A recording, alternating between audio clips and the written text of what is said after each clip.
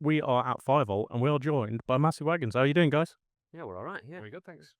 Excellent. First off, Baz, it's good to see you the right way up today. All right. Was that you? Took me out of that boat. No, the last time we interviewed you was on Zoom, and your iPad kept flipping you around. You're in your kitchen, and Oh, I see. That was a while ago. Crikey. I It was- thought it was a reference to me being tipped out of that boat in Gloucester. no, what's this? Oh, I did that silly dinghy thing. We go out in the crowd and somebody tipped me out in Gloucester. I fell out. I thought it was something to do with you. I thought it was Absolutely nothing to do with me. Sure. Still haven't found out. Sabotage. Haven't found out who it was yet. So you guys headlining tonight. You ready to go? I think so. Yeah. Well, it's very fired up for this one. It's good.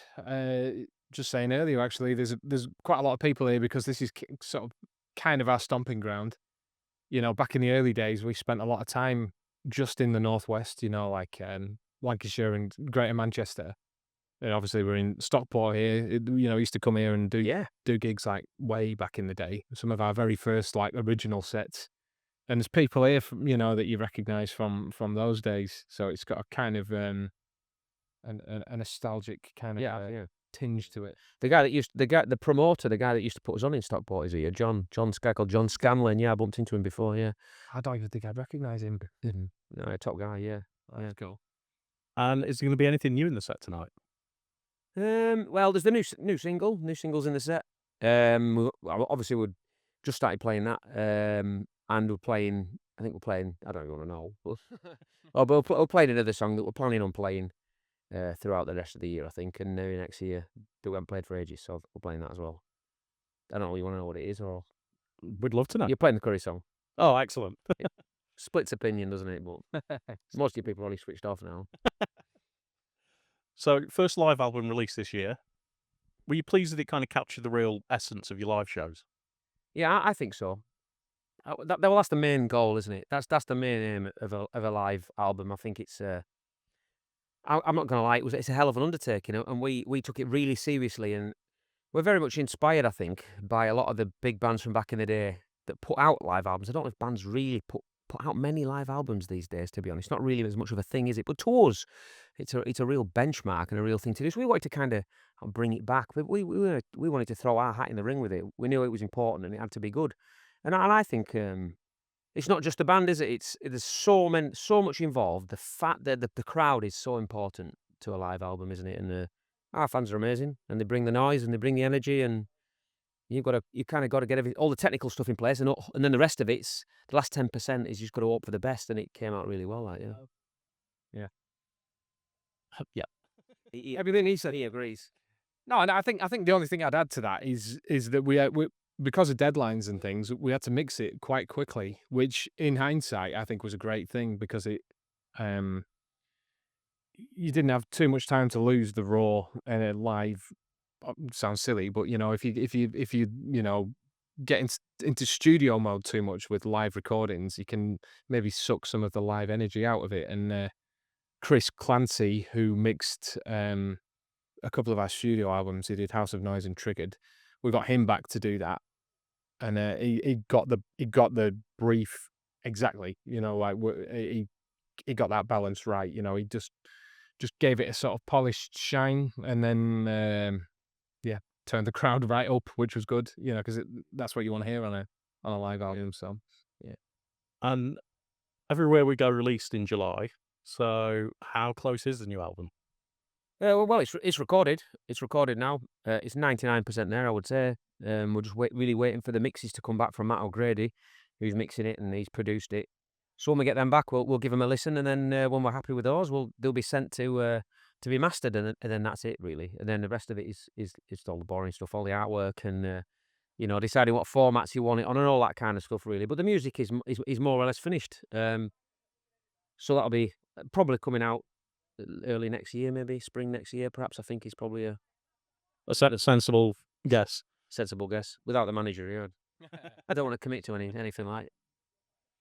So last 4 albums have just smashed the charts completely. Every single one's got higher and higher and higher.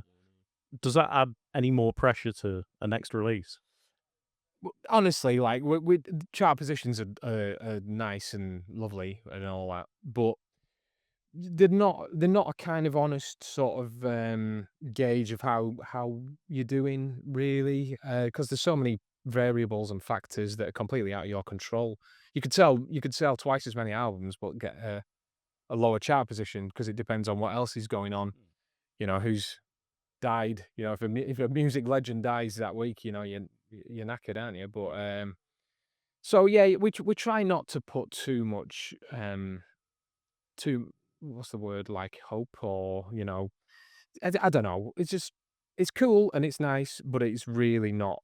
It's not everything. You know, we don't focus all our hopes on it. Do you Yeah. know what I mean? Yeah. As long as enough people get it and the word gets out, it's good, and it means maybe people discover us, and as we said before, like ve going up in venues is a big thing for us.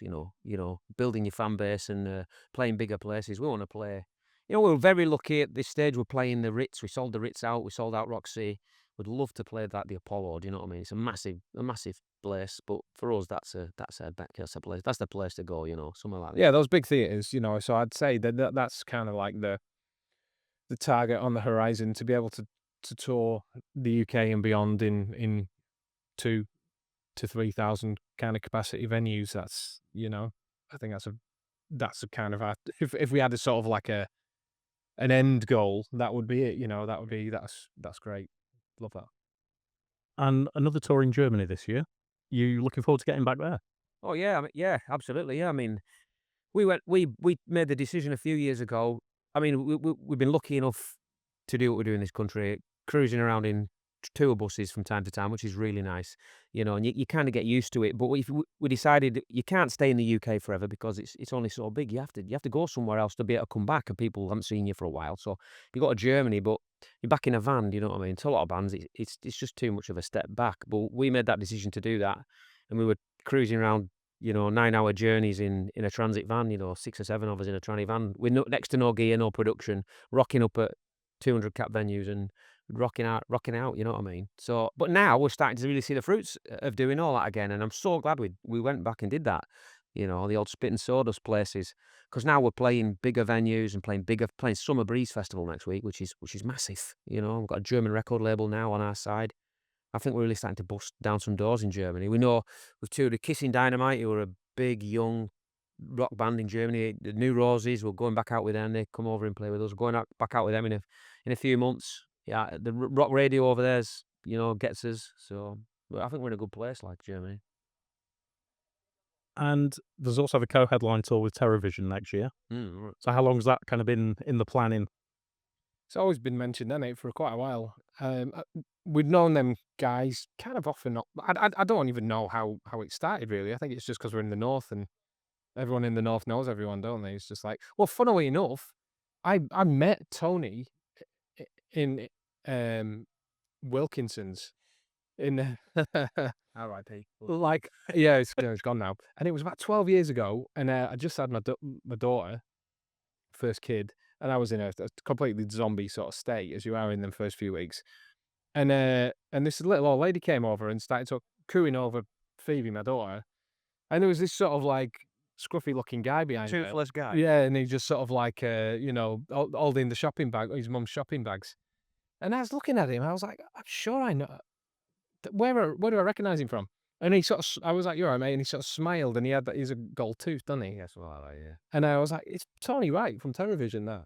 His mum lives in Morecambe, doesn't she, I think? And then that was when it kind of like I didn't learn that until a few years later, and I was like, "Wait, it was him," That was shocking me, his mum. So it's got nothing to do with your question. It's just a funny little anecdote. Sorry.